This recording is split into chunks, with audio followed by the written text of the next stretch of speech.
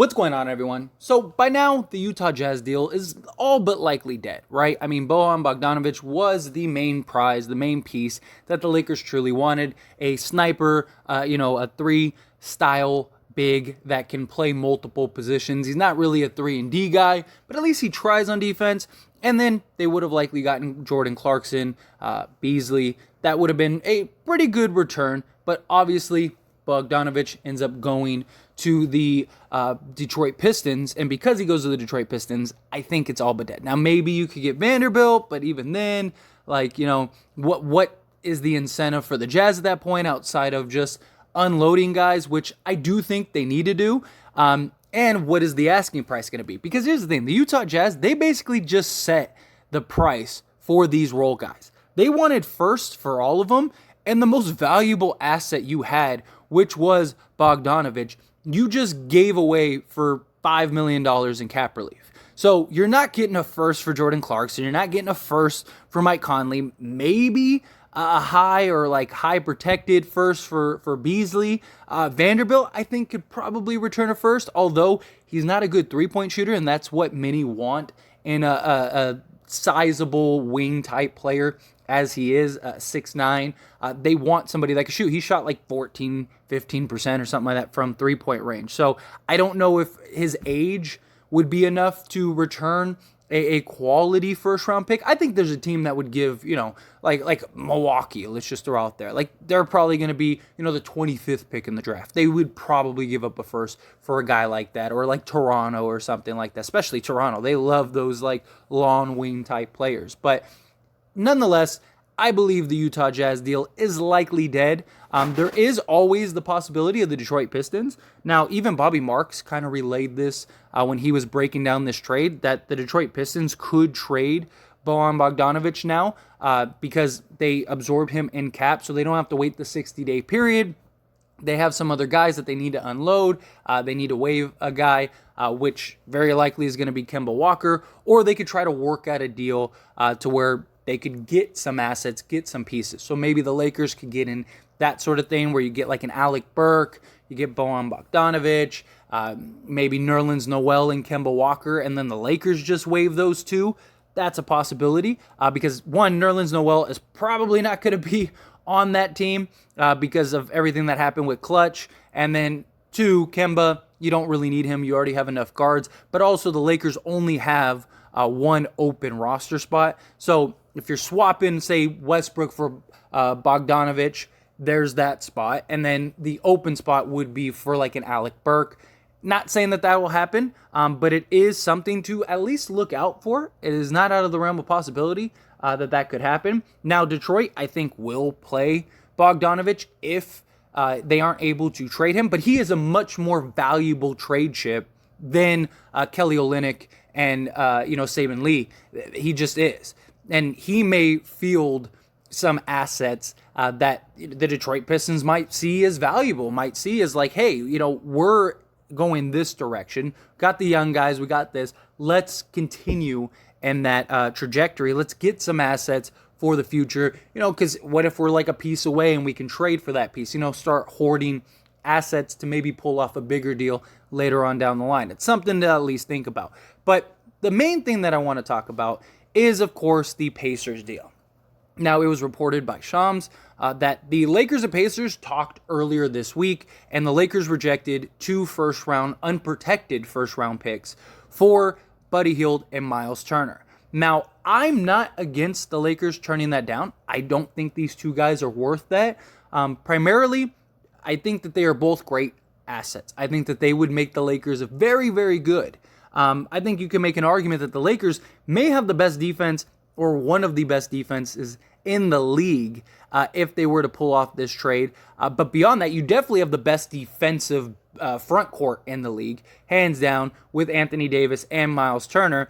You get the sharpshooter and Buddy Hield. It doesn't really solve your wing problem, but hopefully with the bigs and you got some feisty guards, you can make up for that defensively and really kind of be a team-style defense that sort of funnels to the bigs and let them go to work. Miles Turner is also a guy that He can step out in the perimeter.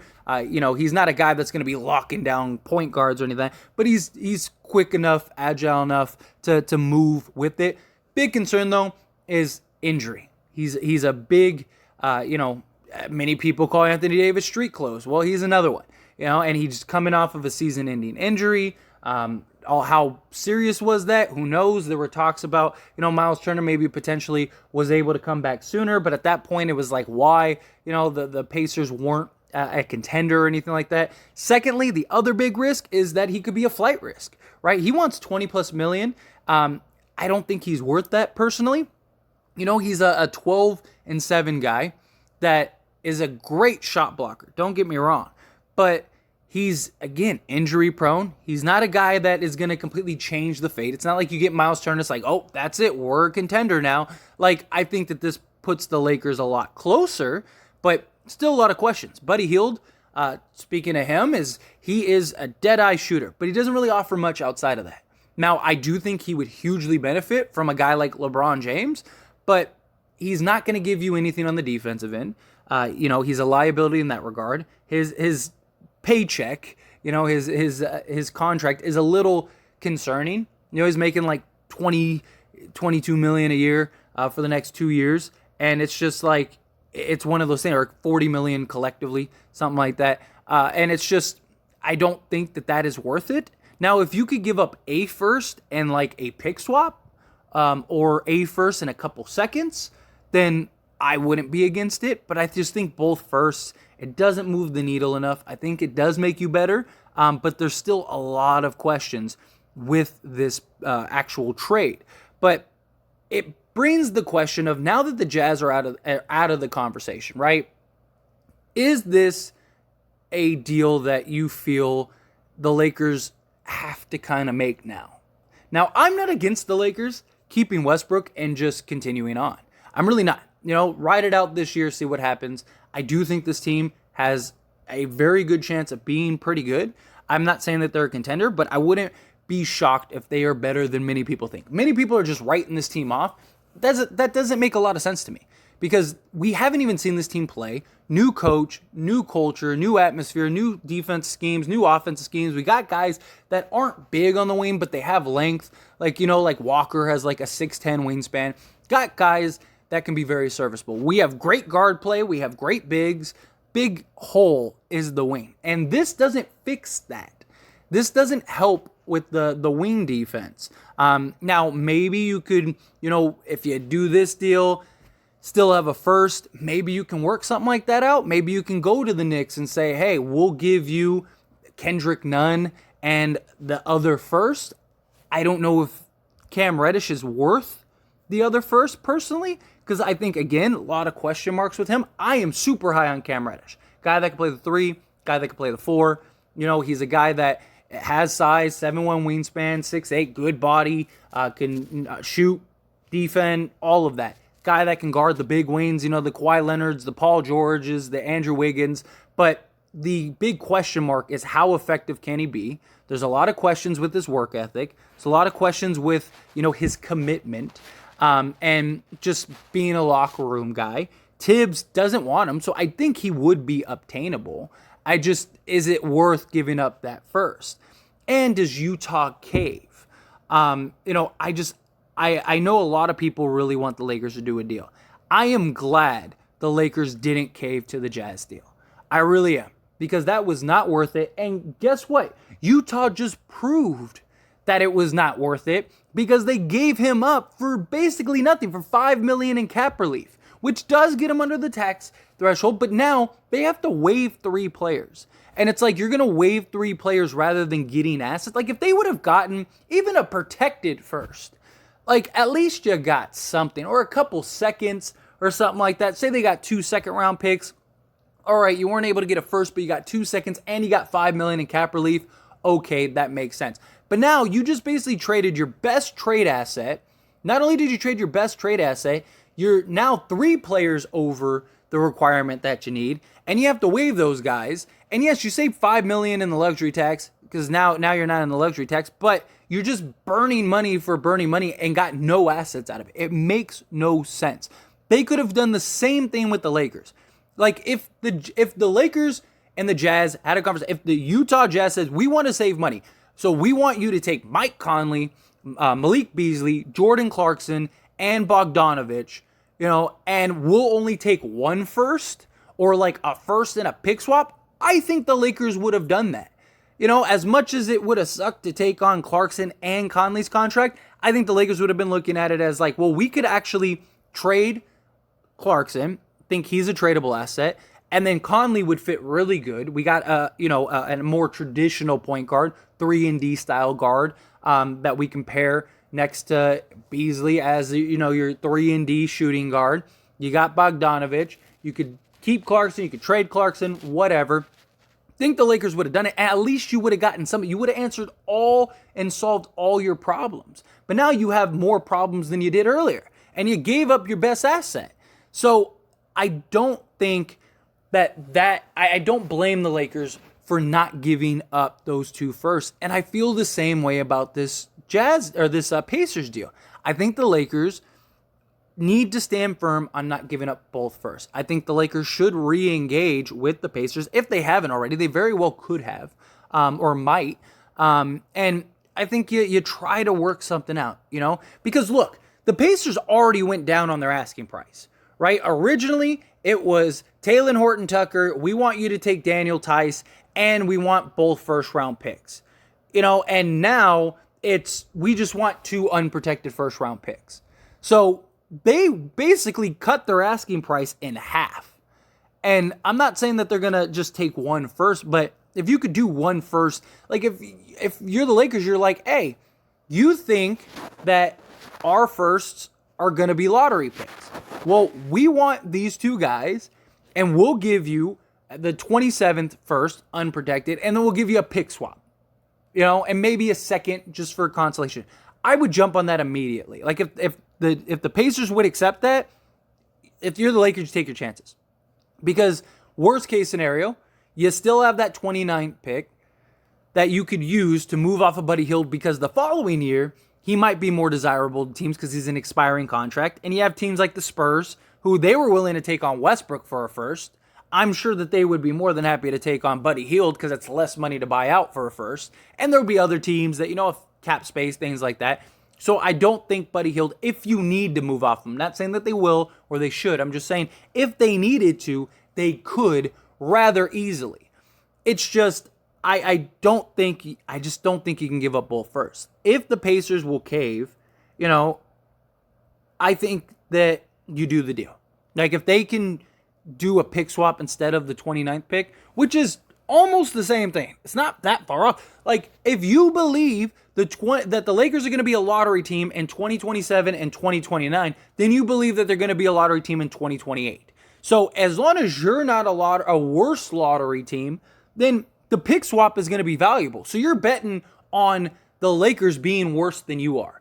And even if, let's say the Lakers are a playoff team, as long as they are worse than you, then the pick has value. It doesn't even have to necessarily be a lottery pick. Like you're taking a risk, but what else are you getting? There's not other teams banging on the door to get Buddy Hield and Miles Turner. And I do believe the Pacers don't really have to trade him or don't necessarily want to trade him, but I think that if they can get some assets that they believe in, that they'll do it. And I think if you're the Lakers, you make it happen. But I don't know. I mean, look, if this deal could unfold and this deal could happen, I think it would be perfect for the Lakers. I think you still have the Wayne issue, but if you can keep a first, you can maybe address that, maybe able to figure that out.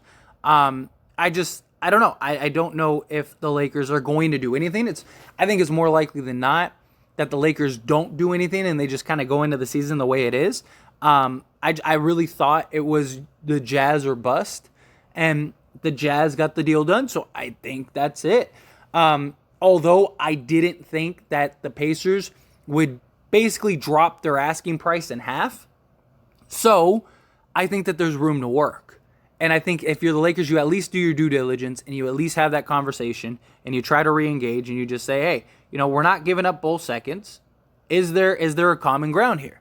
Is there a way that we can make something happen? What is your bottom line? Now, we're not giving you both first, so I don't want to hear you want two unprotected firsts.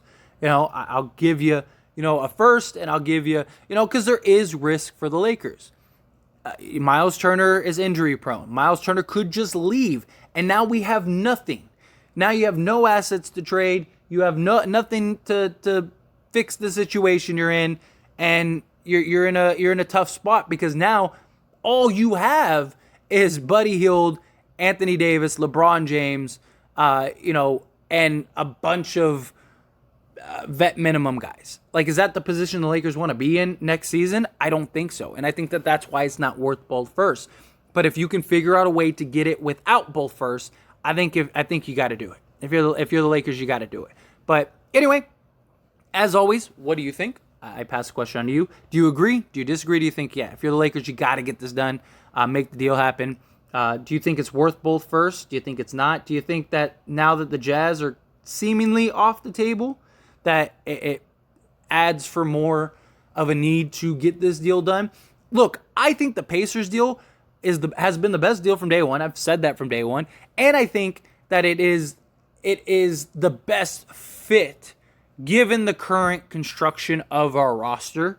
I just think we really need the wing depth in a league that is very dominated by wings. But you get a elite shooter, Buddy Hield immediately becomes your best shooter, and then you get one of the best shot blocking defensive bigs in the game. I as much as there's a concern, if you can do it without both firsts, I think that'd be great. Look at this lineup. Imagine this on the court. Whether this is the starting lineup or it's just, a third quarter lineup or your closing lineup. Just imagine trying to score on this team. Because LeBron can still play defense when he wants to and when he's fully committed. It's just hard for him to do it, 48 minutes a game for 82 games, that kind of thing. But, if you're the Lakers and you're up 5 with like a minute and a half left, good luck. Good luck scoring against this team. Like, this team's got a little bit of everything. Shooting from everybody. Everybody can shoot the ball, at least league average, if not better.